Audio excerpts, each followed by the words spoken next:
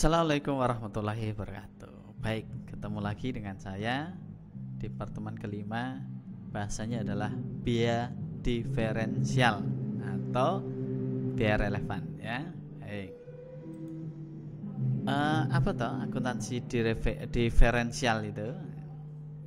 Ini akuntansi diferensial itu adalah akuntansi yang menyajikan informasi mengenai taksiran pendapatan, biaya, dan atau aktiva yang berbeda jika suatu tindakan itu dipilih kemudian dibandingkan ya dengan alternatif tindakan yang lain.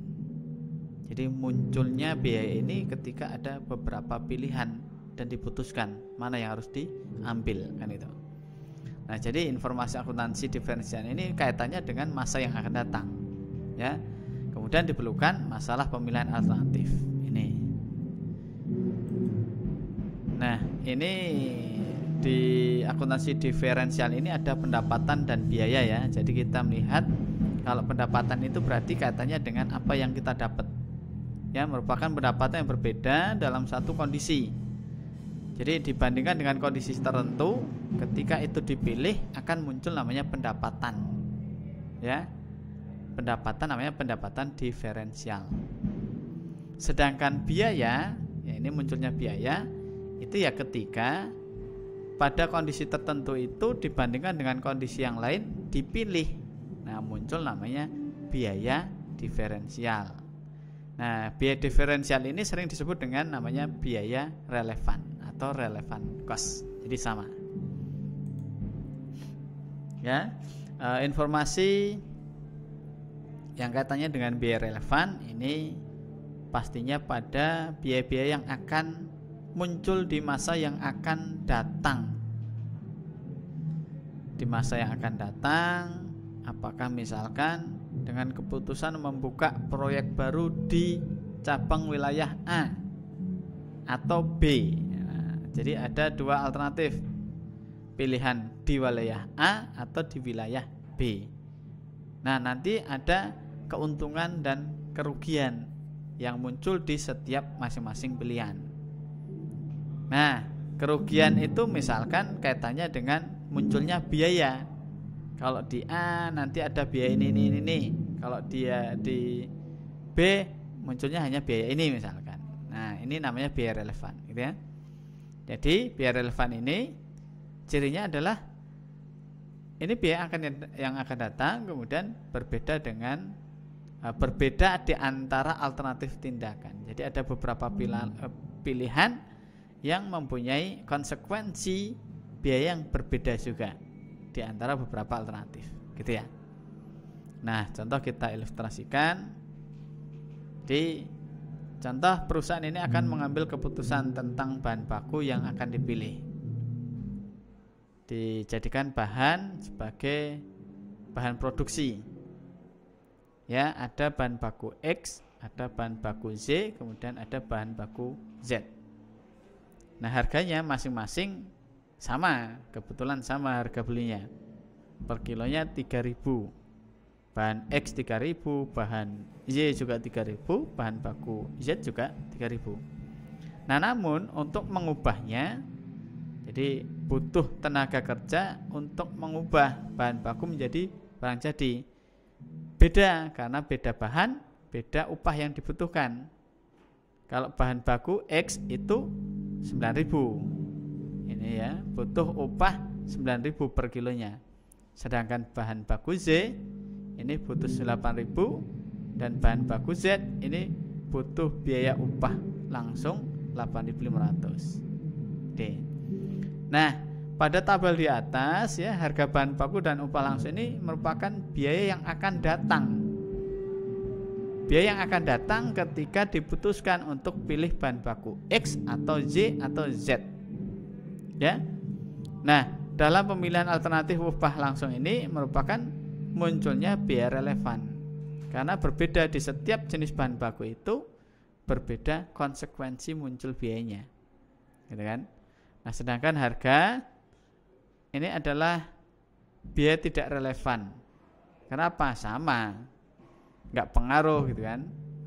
Baik bahan baku X Y dan Z harganya sama kok. Namanya ini disebut dengan biaya tidak relevan atau irrelevant cost. Jadi karena sama untuk setiap bahan bakunya, kan gitu. Gitu ya. Nah, ini munculnya biaya yang relevan dan tidak relevan. Nah, manfaatnya apa?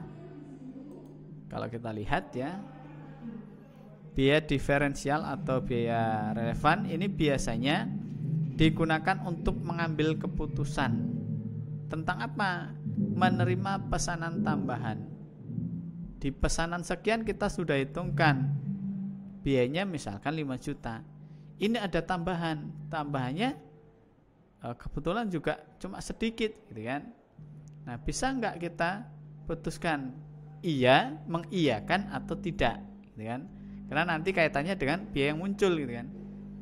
Atau kebetulan misalkan kita dikonveksi ya, beli bahan. Beli bahan itu lebih murah dalam bentuk roll. Jadi satu roll itu misalkan ada 35 zat ya, itu lebih murah, selisihnya 2.000 ketimbang per kilo gitu kan. Per kilo itu bisa selisih 2.000 dari pembelian roll. Nah, padahal kebutuhan bahan baku bisa jadi satu roll kurang gitu kan, satu roll kurang. Nah, ketika itu terjadi pasti juga akan melihat berapa biaya yang dikeluarkan, selisihnya berapa. Nah, terlebih nanti ketika ada tambahan pesanan sehingga bisa genap satu roll kan gitu. Nah, ini harus diputuskan dengan apa? Dengan analisis biaya diferensial ini gitu ya. Yang kedua, biasanya biaya ini digunakan atau analisis biaya ini digunakan untuk menurunkan harga pesanan khusus. Pak, saya pesannya 100 harga sekian.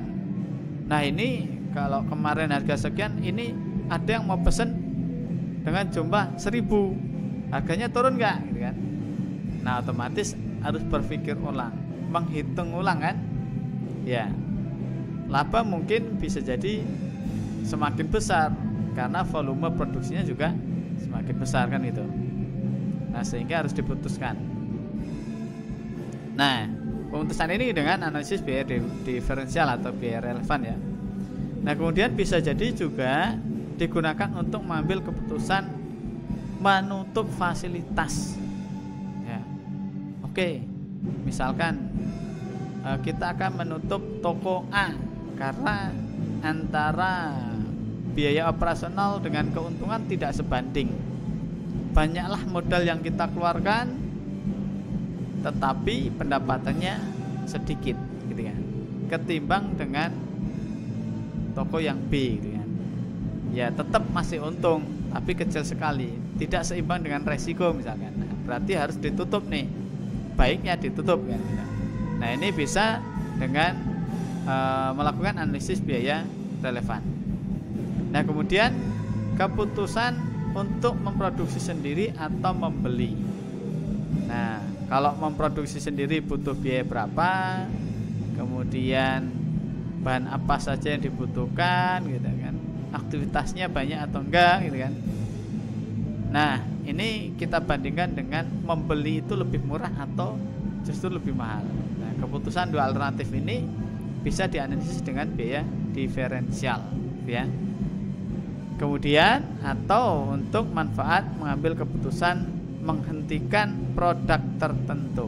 Sudahlah, ini produksi bisa, bahan ada, tapi penjualannya nggak maksimal dan orang sudah nggak butuh lagi kebanyakan dengan produk ini.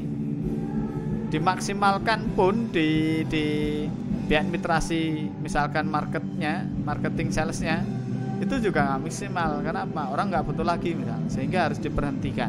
Boleh diputuskan dengan analisis biaya diferensial.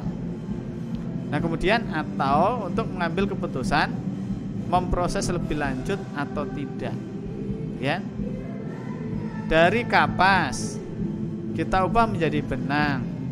Nah, benang ini apakah kita cukup jual hanya sebatas produksi sampai dengan benang ya, kapas ini sampai benang, atau sampai kain.